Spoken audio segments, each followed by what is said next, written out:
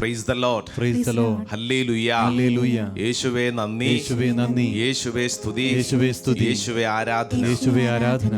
പ്രിയപ്പെട്ട ദൈവജനമേ, ഈ സമയം ദൈവം നമുക്ക് വേണ്ടി അഭിഷേകം പ്രാപിക്കുന്നതിന് വേണ്ടി ഒരുക്കിയിരിക്കുന്ന സമയമാണ്. ചില സമയങ്ങൾ ദൈവം നമുക്ക് വേണ്ടി ഒരുക്കും. അങ്ങനെ ഒരുക്കപ്പെട്ട ഒരു ശുശ്രൂഷ സമയത്താണ് ലോകത്തിൻ്റെ പല ഭാഗങ്ങളിലുള്ള നമ്മൾ ഒരുമിച്ച് പ്രാർത്ഥിക്കുകയാണ്. ദൈവത്തിന് നമ്മളുടെ മേൽ അത്രമേൽ സ്നേഹമുണ്ടെന്നുള്ള വലിയ ഒരു ഓർമ്മപ്പെടുത്തലാണ് ഈ ശുശ്രൂഷ. ആയതിനാൽ നിങ്ങളായിരിക്കുന്നിടങ്ങളിൽ കരങ്ങൾ കൂപ്പി കണ്ണുകളടച്ച് നമ്മുടെ ജീവിതത്തിലെ നിയോഗങ്ങൾ സമർപ്പിച്ച് പ്രാർത്ഥിക്കുക. പലവിധ ആഗ്രഹങ്ങളോടുകൂടെ, സ്വപ്നങ്ങളും പ്രതീക്ഷകളോടും കൂടെ പ്രാർത്ഥിക്കുന്നവരാണ് നമ്മൾ ഓരോരുത്തരും. നിന്റെ ആഗ്രഹത്തിൻ്റെ മേൽ ദൈവത്തിൻ്റെ ആത്മാവ് അത്ഭുതകരമായി ഇടപെടുകയാണ്. വിശ്വസിക്കുക. എൻ്റെ ദൈവത്തിന് എൻ്റെ മേൽ അത്രമേൽ സ്നേഹമുണ്ട്. എൻ്റെ പ്രാർത്ഥനാ നിയോഗങ്ങളിൽ എൻ്റെ കർത്താവ് അത്ഭുതകരമായി ഇടപെടുന്നു. വിശ്വസിച്ച് രണ്ട് കരങ്ങളും സ്വർഗത്തിലേക്കൊന്ന് ഉയർത്തിപ്പിടിക്കാമോ? സാധിക്കുന്നവർ ആ കൈകളൊക്കെ ഒന്ന് ഉയർത്തിപ്പിടിച്ച് നിങ്ങൾ നിൽക്കുന്ന സ്ഥലത്ത് ദൈവത്തിൻ്റെ അത്ഭുത സാന്നിധ്യം അനുഭവിച്ചുകൊണ്ട് ആ നല്ല ദൈവത്തെ ഒന്ന് സ്തുതിച്ചൊന്ന് പ്രാർത്ഥിക്കണം. നാവ് തുറന്ന് ഹൃദയം തുറന്ന് പ്രാർത്ഥിക്കണം. നന്നായി പ്രാർത്ഥിക്കുവാൻ, അഭിഷേകം പ്രാപിക്കുവാൻ ദൈവത്തിൻ്റെ ആത്മാവ് നമ്മളെ നയിക്കുകയാണ്, ശക്തിപ്പെടുത്തുകയാണ്. എല്ലാവരും ഒന്ന് സ്തുതിച്ചൊന്ന് പ്രാർത്ഥിച്ചേ. ഹല്ലേലൂയ, ഹല്ലേലൂയ, ഹല്ലേലൂയ.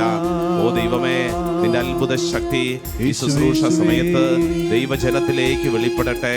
ഈ ശുശ്രൂഷ സമയത്ത് ആത്മാവേ, പരിശുദ്ധാത്മാവേ, അനന്തമായ കൃപ ചൊരിഞ്ഞ് ഞങ്ങളെ നയിക്കണമേ. എല്ലാവരും ആഗ്രഹിച്ച് പ്രാർത്ഥിക്കട്ടെ. പരിശുദ്ധാത്മാവിന്റെ വലിയൊരു അഭിഷേകം ഈ ശുശ്രൂഷ സമയത്ത് സംഭവിക്കാൻ പ്രാർത്ഥിക്കുന്നു. ചേർന്നു കൈയടിച്ചു പാടിയാലോ? സന്തോഷത്തോടെ. ആമേൻ, ആമേൻ. പരിശുദ്ധാത്മാവേ എന്നിൽ വരേണേ, പരിശുദ്ധാത്മാവേ ശക്തി തരേണേ. പരിശുദ്ധാത്മാവേ എന്നിൽ വരേണേ, പരിശുദ്ധാത്മാവേ, പരിശുദ്ധാത്മാവേ ശക്തി ഒരിക്കൽ കൂടെ ചേർന്ന്. പരിശുദ്ധാത്മാവേ എന്നിൽ വരേണമേ, പരിശുദ്ധാത്മാവേ ശക്തി തരേണമേ. പരിശുദ്ധാത്മാവേ എന്നിൽ വരേണേ, പരിശുദ്ധാത്മാവേ ശക്തി തരേണേ. ആമേൻ. എല്ലായ്പ്പോഴും സന്തോഷത്തോടെ ജീവിതം നയിക്കുവാൻ കൃപ നീ നൽകണേ. എല്ലായ്പ്പോഴും സന്തോഷത്തോടെ ജീവിതം നയിക്കാൻ കൃപ നീ നൽകി. ചേർന്ന് പരിശുദ്ധാത്മാവേ എന്നിൽ വരേണേ, പരിശുദ്ധാത്മാവേ ശക്തി തരേണേ. പരിശുദ്ധാത്മാവേ എന്നിൽ വരേണേ, പരിശുദ്ധാത്മാവേ പരിശുദ്ധാത്മാവേ ശക്തി തരേണേ. എല്ലാ കാര്യത്തിലും നന്ദി ചൊല്ലിടുവാൻ നന്മ നിറഞ്ഞൊരു ഹൃദയം നീ നൽകണേ. എല്ലാ കാര്യങ്ങളിലും നന്ദിയോടെ. ആമേൻ. നന്മ നിറഞ്ഞൊരു ഹൃദയം കരങ്ങൾ ഉയർത്തി കൈയടിച്ചേ. പരിശുദ്ധാത്മാവേ എന്നിൽ വരേണേ, പരിശുദ്ധാത്മാവേ ശക്തി തരേണേ. പരിശുദ്ധാത്മാവേ എന്നിൽ വരേണേ, പരിശുദ്ധാത്മാവേ ശക്തി തരേണേ. പരിശുദ്ധാത്മാവേ എന്നിൽ വരേണേ, പരിശുദ്ധാത്മാവേ ശക്തി തരേണേ. പരിശുദ്ധാത്മാവേ എന്നിൽ വരേണേ, ഓരോ വ്യക്തികളും അഭിഷേകമായിട്ട് പറഞ്ഞിറങ്ങണമേ. ഭാരപ്പെട്ടിരിക്കുന്ന ഓരോ വ്യക്തികളെയും പരിശുദ്ധാത്മാവ് നയിക്കട്ടെ. പരിശുദ്ധാത്മാവ് സങ്കടങ്ങളെ അനുഗ്രഹമാക്കി മാറ്റട്ടെ. ജീവിതത്തിൽ ഓർത്തോർപ്പിച്ചുകൊണ്ടിരിക്കുന്നവരെ പരിശുദ്ധാത്മാവ് നയിക്കട്ടെ. വലിയൊരു അഭിഷേകം ഓരോ വ്യക്തിയിലേക്കും വെളിപ്പെടട്ടെ. ഓ ഹോളി സ്പിരിറ്റ്, പരിശുദ്ധാത്മാവേ, കരങ്ങൾ ഉയർത്തി സ്തുതിച്ച് പ്രാർത്ഥിക്കുന്നു. ആത്മാവേ, പരിശുദ്ധാത്മാവേ, ഈ ശുശ്രൂഷ സമയത്ത് വലിയ അഭിഷേകം ഞങ്ങളുടെ മേൽ വെളിപ്പെടട്ടെ. ഹല്ലേലൂയ, ഹല്ലേലൂയ, ഹല്ലേലൂയ. യേശുവേ നന്ദി, യേശുവേ സ്തുതി, യേശുവേ ആരാധന, യേശുവേ ആരാധന, യേശുവേ ആരാധന. Praise the Lord. ഹല്ലേലൂയ.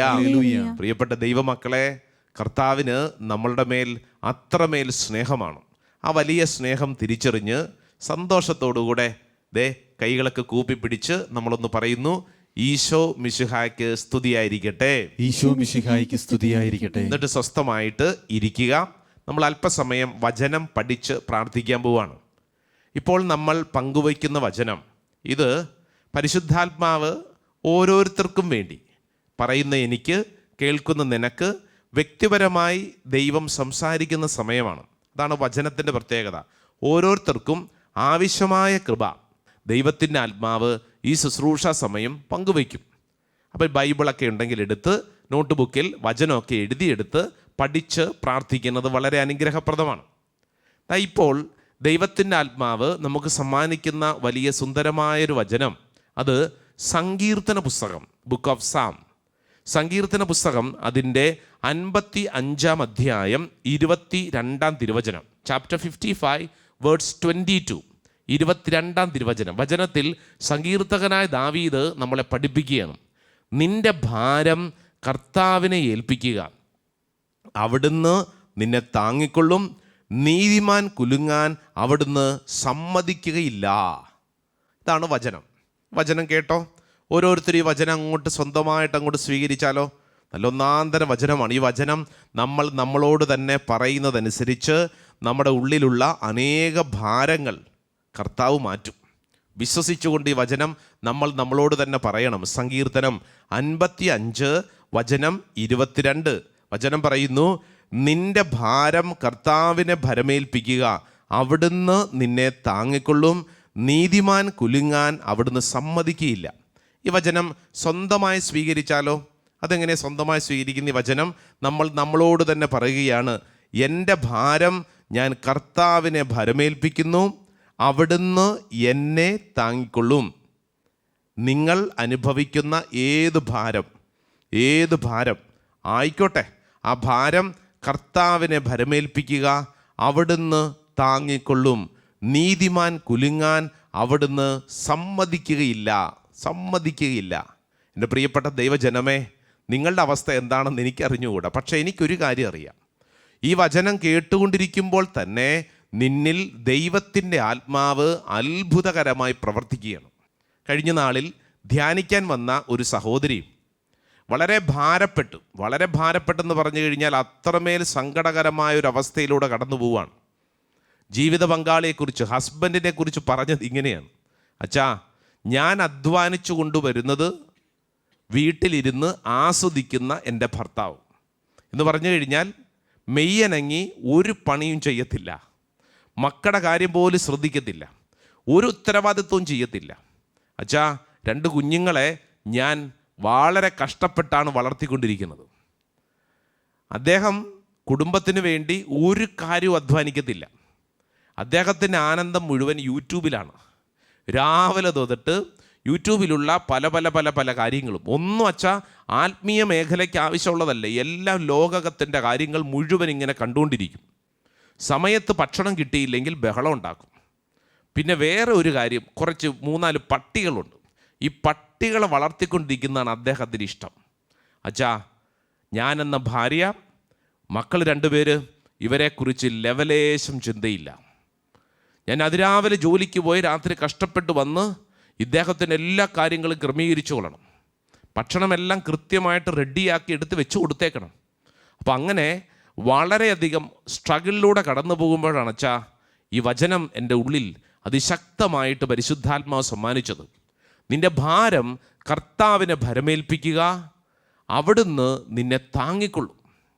അപ്പോൾ ഈ വചനം ഉള്ളിൽ വെച്ചുകൊണ്ട് പല സമയങ്ങളിലായിട്ട് ഞാനിങ്ങനെ ധ്യാനിച്ചപ്പോൾ അച്ഛാ എൻ്റെ ഉള്ളിൽ വിശുദ്ധ പൗലോസ്ലീഹായുടെ മുഖമാണ് വന്നത്, വിശുദ്ധ പൗലോസ്ലീഹായുടെ പഠനങ്ങളാണ് ഓർമ്മയിൽ വന്നത്. എന്നിട്ട് ആ സഹോദരി പറഞ്ഞതാണ്, ഇന്ന് ഈ ശുശ്രൂഷ സമയത്ത് നിങ്ങളുടെ മുമ്പിലേക്ക് വെച്ചു നൽകുന്നത്. അതെന്താണെന്നറിയോ? വിശുദ്ധ പൗലോസ്ലീഹ കൊറിന്തോസുകാർക്ക് എഴുതിയ 2-ാം പുസ്തകം അതിൻ്റെ 4-ാം അധ്യായം 16-ാം തിരുവചനം.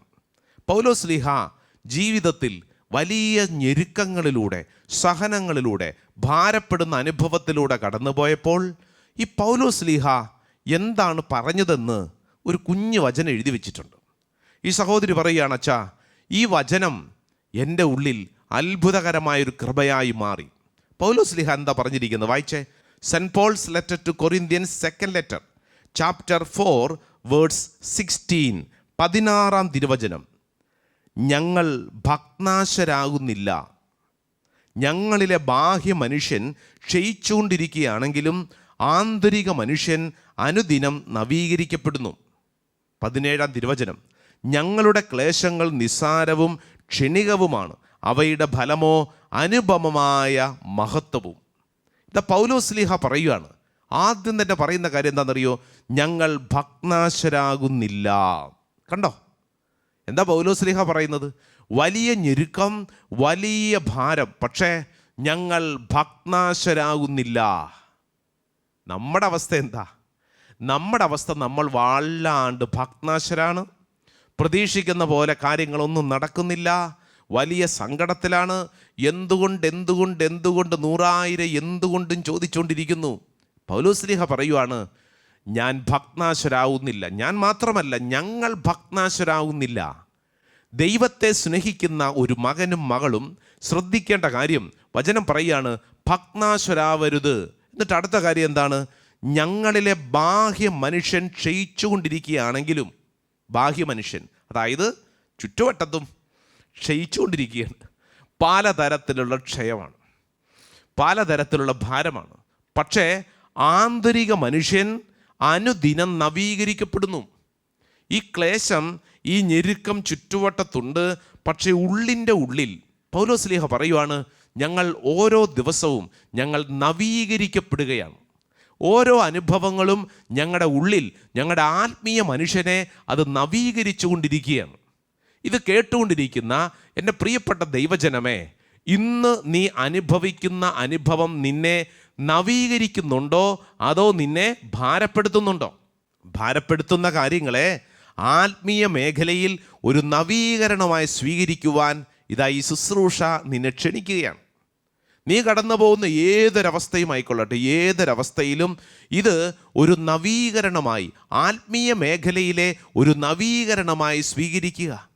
അതുകൊണ്ടാണ് ആ സഹോദരി എന്നോട് പറഞ്ഞത്, അച്ഛാ, എൻ്റെ മുമ്പിൽ പൗലോസ്ലീഹ പഠിപ്പിക്കുന്ന പാഠം എന്താ? പൗലോസ്ലീഹ പഠിപ്പിക്കുന്നത്, ദേ എൻ്റെ ബാഹ്യ മനുഷ്യൻ പ്രശ്നങ്ങളിൽ പെട്ട് ഞെരുങ്ങുന്നു, പക്ഷേ ഇതെല്ലാം എൻ്റെ ഉള്ളിൽ അത്ഭുതകരമായ കാര്യം. എന്നിട്ട് അടുത്ത വചനം എന്താണ് പറഞ്ഞത്? ഞങ്ങളുടെ ക്ലേശങ്ങൾ നിസ്സാരവും ക്ഷണികവുമാണ്, അവയുടെ ഫലമോ അനുപമമായ മഹത്വവും.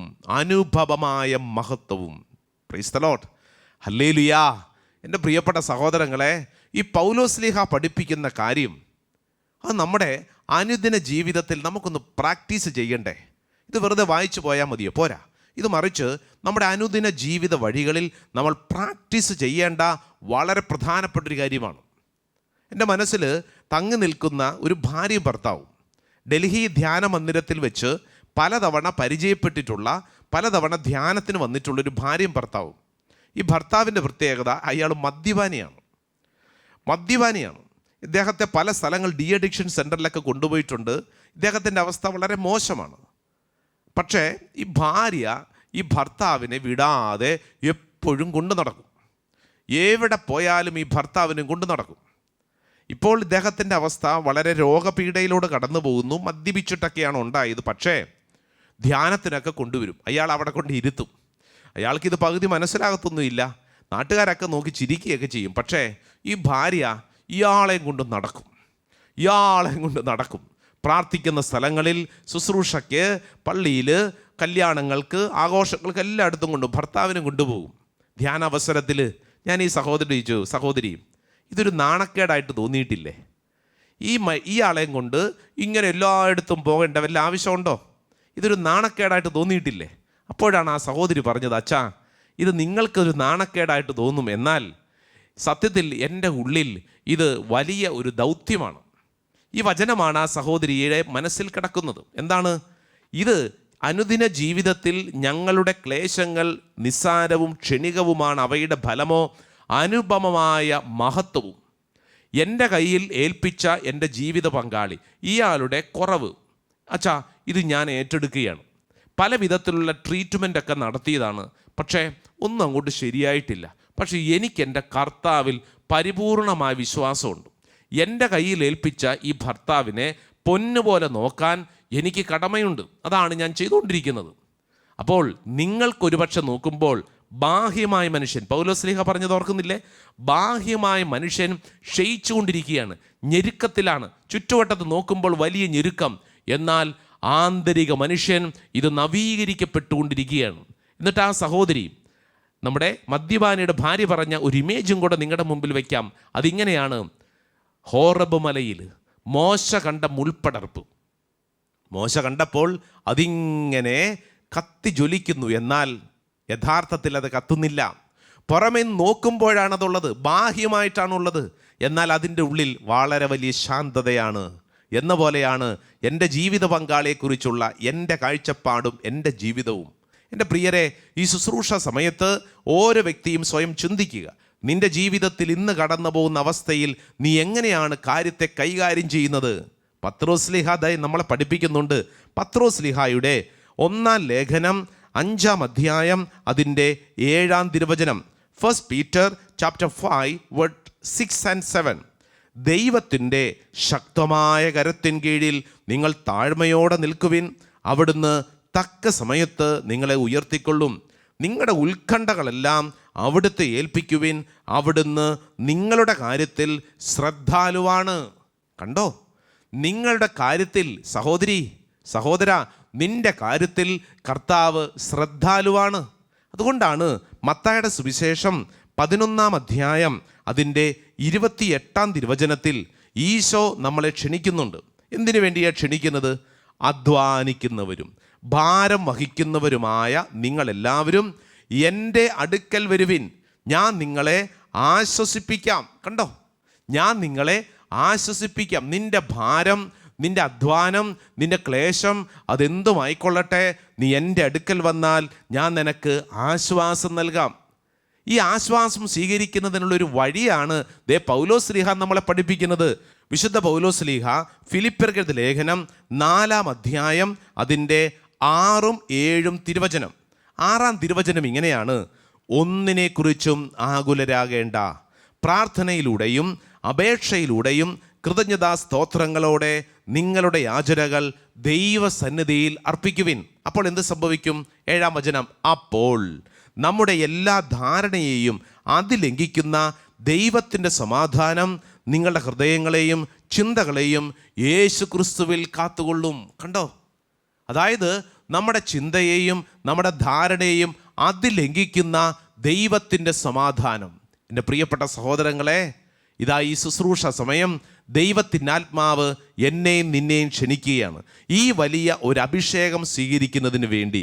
അതുകൊണ്ടാണ് സങ്കീർത്തകൻ ഇന്ന് നമ്മളെ ക്ഷണിക്കുന്നത്. 55-ാം അധ്യായം 22-ാം തിരുവചനം: എൻ്റെ ഭാരം, ഞാൻ എന്ത് ചെയ്യണം? ഭാരമുണ്ട്, എന്ത് ചെയ്യണം? കർത്താവിനെ ഭരമേൽപ്പിക്കുക, അവിടുന്ന് എന്നെ താങ്ങിക്കൊള്ളും. എൻ്റെ പ്രിയരെ, ഇത് നീ ഉള്ളിൻ്റെ ഉള്ളിൽ വിശ്വസിക്കൂ. ഏത് വലിയ ഞെരുക്കമാണെങ്കിലും, കടബാധ്യത, കുടുംബത്തിലെ പ്രശ്നങ്ങൾ, ജീവിതത്തിൽ കടന്നു പോകുന്ന അവസ്ഥകൾ നിസ്സാരമൊന്നുമല്ല. പറഞ്ഞാൽ ഒരു മനുഷ്യന് പോലും മനസ്സിലാവത്തില്ലായിരിക്കും, വല്ലാത്ത ഞെരുക്കായിരിക്കും. പക്ഷേ നീ വിശ്വസിക്കണം, എൻ്റെ ഭാരം ഞാൻ കർത്താവിനെ ഭരമേൽപ്പിക്കുന്നു. കാരണം എൻ്റെ കർത്താവിന് എന്നെ മനസ്സിലാവും. കർത്താവ് പറഞ്ഞിരിക്കുന്നു, നിന്നെ ഞാൻ താങ്ങിക്കൊള്ളും. പ്രിയരെ, ഈ വലിയൊരു അഭിഷേകം നമുക്ക് ഈ ശുശ്രൂഷ സമയത്ത് സ്വീകരിക്കാം. നമുക്ക് തുടർന്ന് ആരാധനയാണ്. മുട്ടുകുത്തി കരങ്ങൾ കൂപ്പി ദൈവസന്നിധിയിൽ നമുക്ക് നന്നായിട്ട് പ്രാർത്ഥിക്കാം. ദൈവത്തിൻ്റെ ആത്മാവ് നമ്മളെല്ലാവരെയും അത്ഭുതകരമായി, സങ്കീർത്തനം 55:22, നീ വിശ്വസിക്കണം, നിന്റെ ഭാരം കർത്താവിനെ ഭരമേൽപ്പിക്കുക, അവിടുന്ന് നിന്നെ താങ്ങിക്കൊള്ളും. ആമേൻ, ആമേൻ.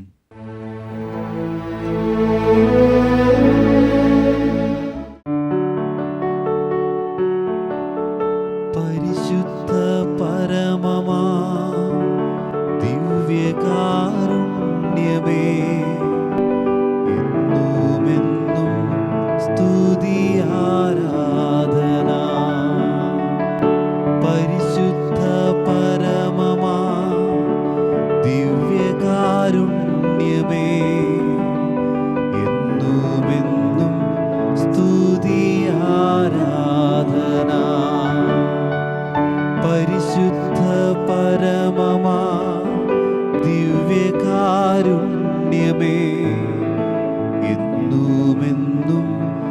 സ്തുതി ആരാധന. രണ്ട് കരങ്ങൾ സ്വർഗത്തിലേക്ക് ഉയർത്തിപ്പിടിച്ചൊന്ന് സ്തുതിച്ചൊന്ന് പ്രാർത്ഥിക്കട്ടെ. ഹല്ലേലൂയ, ഹല്ലേലൂയ, ഹല്ലേലൂയ, ഹല്ലേലൂയ. യേശുവേ ആരാധന, ആരാധന, ആരാധന, ആരാധന, ആരാധന. ദൈവമേ, ഞങ്ങളുടെ ജീവിതത്തിലെ എല്ലാ ഭാരങ്ങളും സമർപ്പിച്ച്, എല്ലാ സങ്കടങ്ങളും സമർപ്പിച്ച് ഞങ്ങൾ അങ്ങേ സ്തുതിക്കുന്നു, ആരാധിക്കുന്നു, നന്ദി പറഞ്ഞ് പ്രാർത്ഥിക്കുന്നു. ഹല്ലേലൂയ, ഹല്ലേലൂയ, ഹല്ലേലൂയ. യേശുവേ നന്ദി, യേശുവേ സ്തുതി, യേശുവേ ആരാധന. പ്രിയപ്പെട്ട ദൈവജനമേ, ഈ പരിശുദ്ധ അൾത്താര നിന്നെ ക്ഷണിക്കുന്നത് നിന്റെ ഭാരങ്ങൾ ഇറക്കി വയ്ക്കാൻ വേണ്ടിയാണ്. സങ്കീർത്തനം 55:22 നിന്നെ പഠിപ്പിച്ചു. നിന്റെ ഭാരങ്ങൾ കർത്താവിനെ ഭരമേൽപ്പിക്കുക, അവിടുന്ന് നിന്നെ താങ്ങിക്കൊള്ളും. എൻ്റെ പ്രിയ സഹോദരങ്ങളെ, കരങ്ങൾ കൂപ്പി കണ്ണുകളടച്ച് പ്രാർത്ഥിക്കുമ്പോൾ, പ്രത്യേകിച്ച് ഇന്ന് നിന്റെ ജീവിതത്തിൽ നീ കടന്നു പോകുന്ന ഭാരം, വിഷമം, അതെന്താണോ അത് സമർപ്പിച്ച് പ്രാർത്ഥിക്കുക. പ്രത്യേകിച്ച് കുടുംബജീവിത വഴികളിൽ പ്രതീക്ഷിച്ചതുപോലെ ജീവിതം മുന്നോട്ട് നീങ്ങുന്നില്ല. അപ്രതീക്ഷിതമായ പല സംഭവങ്ങളുടെ മുമ്പിൽ വല്ലാണ്ട് വിഷമിക്കുന്നു. ഒരുപക്ഷെ തലയ്ക്കകത്ത് ആത്മഹത്യയെക്കുറിച്ച് പോലും തെറ്റായ ചിന്തകൾ കടന്നു വരുന്നു. സമർപ്പിക്കുക. കർത്താവേ, എൻ്റെ ഈ ഞെരുക്കം, എൻ്റെ ഈ ഭാരം ഈ അൾത്താരിൽ സമർപ്പിക്കുന്നു. മക്കളെ വളർത്താൻ കഷ്ടപ്പെടുന്ന അനേക അമ്മമാരും അപ്പന്മാരും സമർപ്പിച്ച് പ്രാർത്ഥിക്കുക. കർത്താവേ, എൻ്റെ ഭാരത്തിൽ അങ്ങ് ഇടപെടണമേ. കർത്താവെ, ഉത്തരം കിട്ടാതെ വല്ലാണ്ട് വിഷമിക്കുകയാണ്. വർഷങ്ങളായിട്ട് വിഷമിക്കുന്നവരുണ്ട്, വർഷങ്ങളായിട്ട് വിഷമിക്കുന്നവരുണ്ട്, എന്തു ചെയ്യണമെന്നറിയാതെ വിഷമിക്കുന്നവരുണ്ട്. കർത്താവെ, ഈ ശുശ്രൂഷ അവസരത്തിൽ ഞങ്ങൾ സമർപ്പിക്കുന്നു. അധ്വാനിക്കുന്നവരും ഭാരം വഹിക്കുന്നവരും എൻ്റെ അടുക്കൽ വരുവിൻ, ഞാൻ നിങ്ങളെ ആശ്വസിപ്പിക്കാമെന്ന് ഈ പരിശുദ്ധ അൾത്താര പറയുമ്പോൾ ഇത് വെറും വാക്കല്ല പ്രിയരെ, മറിച്ച് നമ്മുടെ മേൽ സംഭവിക്കുകയാണ്. രണ്ട് കരങ്ങളും പരിശുദ്ധ അൾത്താരയുടെ നേരെ നീട്ടിപ്പിടിച്ചോ. അധ്വാനത്തിന്റെ സകല ഭാരവും ഈ അൾത്താരയിലേക്ക് കൊടുക്കുക. ഓർത്തോർത്തുള്ള ദുഃഖം നീ അൾത്താരയിലേക്ക് കൊടുക്കുക. നിന്റെ ജീവിതത്തിൽ നിന്നെ പുറകോട്ട് വലിക്കുന്ന നിരാശയുടെ, ദുഃഖത്തിന്റെ കൈപ്പേറിയ അനുഭവങ്ങൾ മുഴുവൻ ഈ അൾത്താരയിലേക്ക് കൊടുത്ത്, ദൈവമേ, അങ്ങയുടെ സന്നിധിയിൽ എൻ്റെ ഭാരങ്ങൾ മുഴുവൻ ഞാൻ സമർപ്പിക്കുന്നു. അധ്വാന ഭാരത്താൽ വലയുന്നോരേ, യേശുവേ, ആശ്വാസമില്ലാതലയുന്നോരേ, കണ്ണുനീരോടെ പ്രാർത്ഥിക്കുന്നു.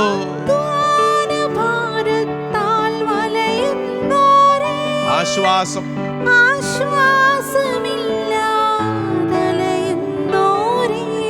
ആമേൻ. ആണിപ്പാടുള്ളവൻ കരങ്ങൾ നീട്ടി നിന്നെ ക്ഷണിക്കുകയാണ്, നിന്നെ വിളിച്ചിടുന്നു. ആണിപ്പാടുള്ളവൻ ഇതാ നിന്നെ വിളിക്കുന്നു.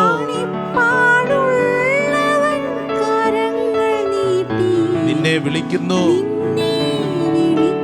രണ്ട് കരങ്ങൾ ശിരസിലൊന്ന് കമഴ്ത്തി വെച്ച് ആശ്വാസത്തിന്റെ വചനം കേട്ടോളൂ. ഉറവിടമാം ക്രിസ്തു എന്നെ നിന്നെ വിളിച്ചിടുന്നു. ശുശ്രൂഷ സമയം നിന്നെ ക്ഷണിക്കുകയാണ്. രണ്ട് കരങ്ങൾ ആ ശിരസിലൊന്ന് കമഴ്ത്തി വെച്ച് ഇന്നത്തെ ഭാരം, ഇന്നത്തെ വിഷമം, അതിന്റെ മുകളിൽ ക്രിസ്തുവിന്റെ ശക്തി വെളിപ്പെടട്ടെ. നിന്റെ ഭാരത്തിൽ കർത്താവ് ഇടപെടട്ടെ. ഓർത്തോർത്തുള്ള ദുഃഖത്തിൽ കർത്താവ് ഇടപെടട്ടെ. നീ കടന്നു പോകുന്ന അവസ്ഥയിൽ ഈശോ ഇടപെടട്ടെ. വിശ്വസിക്കൂ സഹോദര, സഹോദരി, നിന്നിൽ കർത്താവ് ഇടപെടുന്നു. സർവശക്തനായവൻ ഇടപെടുന്നു. നിന്റെ ഭാരത്തിന് ഉത്തരം ലഭിക്കുന്നു. ദൈവമേ, ഞങ്ങൾ സമർപ്പിച്ച് പ്രാർത്ഥിക്കുന്നു. വലിയ വിശ്വാസത്തോടെ ഈ ആരാധനയുടെ ആശീർവാദം സ്വീകരിക്കുമ്പോൾ വിശ്വസിക്കുക, എന്റെ ഭാരം ഈ അൾത്താരയിൽ ഞാൻ സമർപ്പിക്കുന്നു. കരങ്ങൾ കൂപ്പി ഈശോയെ നോക്കിക്കൊണ്ട് ഈശോയുടെ ആശീർവാദം സ്വീകരിക്കാം. എന്റെ ജീവിതത്തിന്റെ ഭാരങ്ങൾ ഏറ്റെടുക്കുന്ന കർത്താവ് എന്നിൽ ഇടപെടുകയാണ്. വിശ്വസിച്ച് നമുക്ക് ആശീർവാദം സ്വീകരിക്കാം.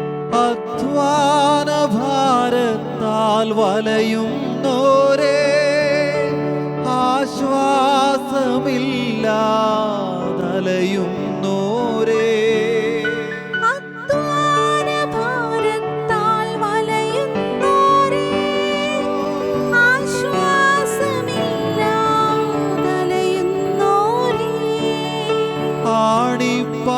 ആണിപ്പാടുള്ളവൻ കരങ്ങൾ നീട്ടി നിന്നെ വിളിച്ചിടുന്നു.